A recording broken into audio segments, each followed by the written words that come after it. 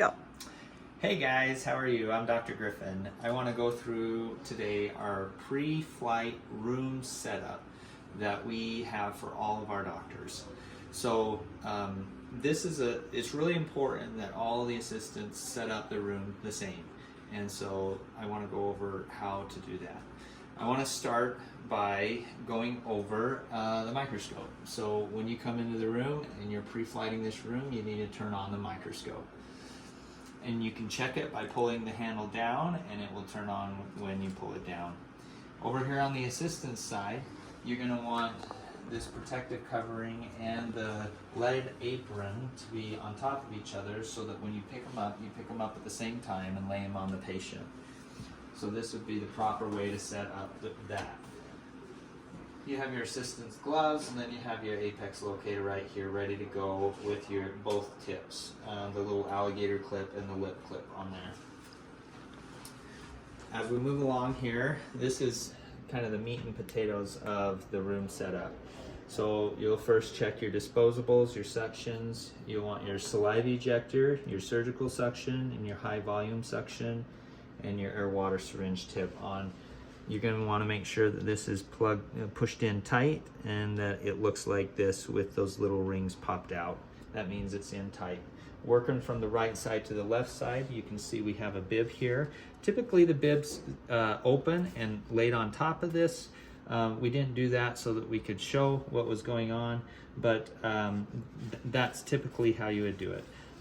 That's the first thing you grab when the patient sits down, and exposes all of this and keeps it clean while it's just sitting here waiting for the next patient. You have your gutta perches right up here and your paper points. I want to talk about this a little warmer. For the flowable, you have white on your left side and purple on your right side. This bottom hole is for storage of white. You'll always pull from the top. Notice that the tip's not on it yet. The tip is right here in your setup. So if let's say we use this up, you would move this one up, and when you'd put a new one in there. And so the bottom is storage and the top is what you pull from. Don't put your tip on and put it in the warmer. Always have the cap on these.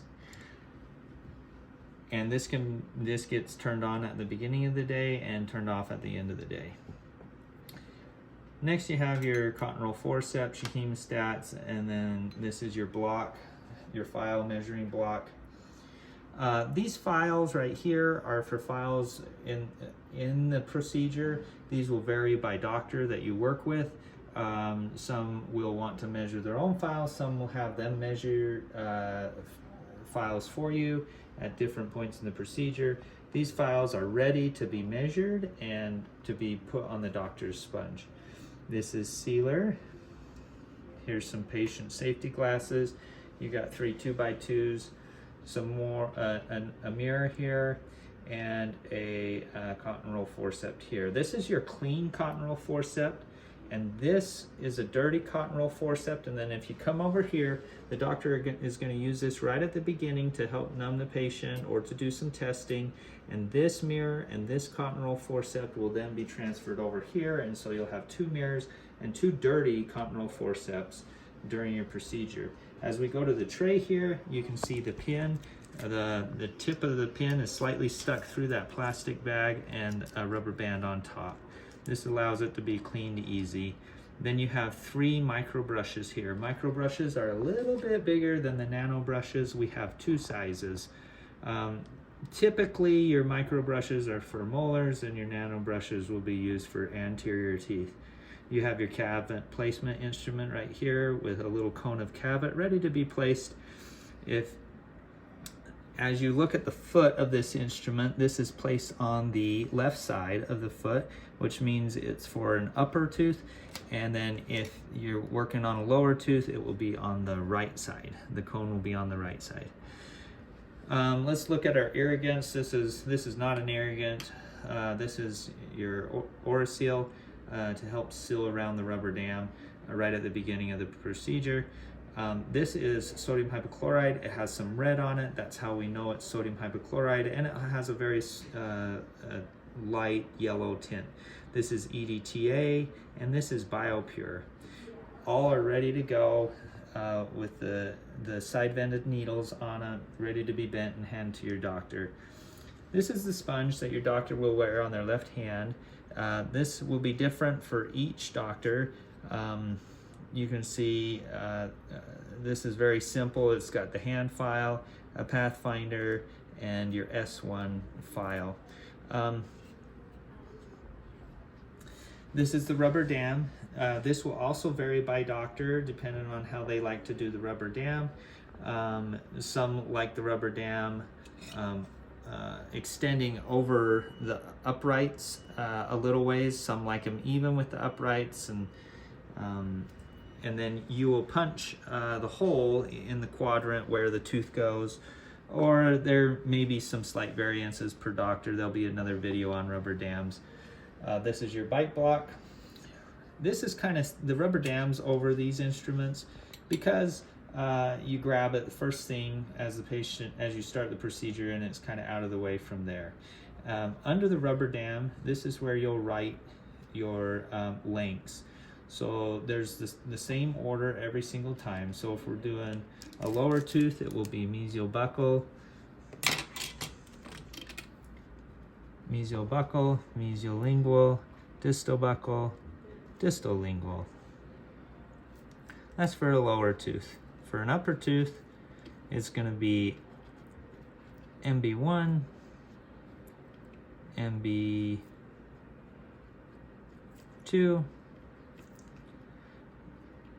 distal buccal, and palatal. These are for molars. For premolars, it's just going to be buccal and palatal. For premolars. So you'll write just one line here, and then you'll lay your paper points and your gutta percha next to those lines as you proceed through the procedure. The next thing here is the scissors. The scissors are close to the doctor because they sometimes will grab them themselves, and they use them to trim gutta percha. But the doctors don't typically grab these three instruments. This one is used the least, this spoon, and so it's the furthest away from the assistant. This is the Endo Explorer. It's used second least, and then maybe the pluggers used quite a bit during the obturation. It is closest to the assistant, so this is the order you would set it up in. So your doctor's going to grab the scissors possibly, and then they also will work with the burr block and be grabbing things themselves out of the burr block. Your extra clamps that aren't loaded onto your rubber dam exist right here in this little lid. Moving on, you want to make sure all your your obturation instruments and light, and this is an endo activator. You want to make sure this is all ready to go. So basically, you want to make sure that this little button is at the top, and the little plastic endo activator tip is directly below the button. That's the proper setup for that. Here is your cordless system B burn off tool, and there'll be probably some more videos about how to use that properly. But it goes here, and then this is your backfill unit, and then this is the light. You have some extra tips. You have an extra gutta percha tip right there. You've got some floss. You have an assortment of only 3 really little micro brushes. So you've got micro brushes, which are the bigger ones, nano brushes, which are a little bit smaller, and then these are micro brushes that we put stain on to look for cracks. Anesthetic is set up, and it's going to be different for all doctors. Some doctors will want the smaller needle, some will want the larger needle, and they might want different anesthetic. For this particular setup, we've got Septicaine already loaded and Marcaine ready to go, and again, that will vary by doctor. And this is the setup. All this the doctor will use right when they're right at the beginning of the procedure, and then this will be cleared and brought over close to the assistant. With the endo ice comes with a little straw on the side. You cut the straw in half and you load it into the tip and make sure that it's ready to go. Moving on here, we're going to just look at the doctor's side. For this particular doctor, we have a 1558, which is a disposable burr that we use new on every single patient. And then we have the Gates Glidden number 3 loaded in the slow speed. This is the slow speed. And then this is your rotary hand piece. This is the working, this does all the heavy lifting for endodontics, and you put all your rotary files into that hand piece. This is a Gates, orifice opener number 3. And then you have your air water syringe. It's important to push the air water syringe tip all the way in so that you can see these little rings will pop out, and that means your tip is all the way in. And the way to get them in and out is you just push that in, pull it out, and you can see all these little divots in it. As you push it in, you'll see that ring pop out, and you'll only see one divot left. That means you're ready to go, and it's not going to leak on the patient. This ASI cart has some switches that you need to make sure are turned on the side and on the back to be ready to roll. Then you have your gloves set out right here, the right size glove for the right doctor. This will vary by doctor. And then you have your M4 here ready to be switched out. This will go on the rotary unit. So your doctor will change it himself or herself, and they'll switch those heads out as needed. The M4 is used for calcified canals, and that's why they switch it out. This is a little wrench that's used for the ultrasonic tips to take them on and off. You want to make sure you want to snug them on nice and tight when you're using them. The next thing we've got a RIN kit. The RIN is used for the pre-operative x-ray and the post-operative x-ray. Now during the procedure, your doctor might use a handle, so you want to make sure you've got the handle ready to go if they use it during the procedure. Moving over here, we've got our DEXIS on our computer.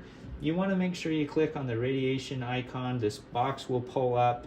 You'll click on the tooth that you're working on, and then you'll click 1 tooth series. That computer is ready to go, so you can take as many x-rays as you want. If you forget to click 1 tooth series, it will shut down after the first x-ray, and then you'll have to keep clicking it. So make sure it's the icon, the tooth number, 1 tooth series, and then you can take as many x-rays during the procedure as you want. One last thing over here with the files during the procedure. Sometimes files unwind or they get ready to break, and your doctor's responsible for identifying those through the microscope, and if they don't like what they see, they're going to throw a file on top of the napkin, and if they do that, you can go ahead and throw it in the sharps container and get rid of it. If the doctor takes the time to slide this in, or if the assistant takes the time to slide that in the napkin like that, that's the sign that it's still good. So if they slide in the file, don't throw it away. It needs to go to the lab and be processed properly. Now in the lab, the assistants are responsible for throwing away files that they see that are unwound. So that's kind of how that goes.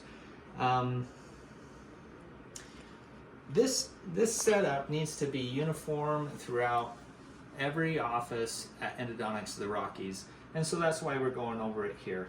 It allows assistants to set up for the next day. When you're a senior assistant, you have a year or two under your belt, you might come in right before the procedure, and when you're doing your pre-op check, if you want to switch 1 or 2 things around, you can, but for the most part, we want you to set up every single time exactly like this, every single time. Your doctors will change a few things, what you load on the doctor's side, and the type of anesthetic, and maybe the rubber dam and their sponge. Those things are going to be unique to your doctors. So I appreciate you watching this pre-operative room setup. One last thing that I want to mention is don't forget your water bottles. Make sure that they're full and that they're on tight and they're pressurized, ready to go. You can even press the pedal, the rheostat pedal, and make sure that there's water flowing out of the high-speed handpieces and your air water syringes. So thanks for watching, and may all your treatments go really well and smoothly. Thank you.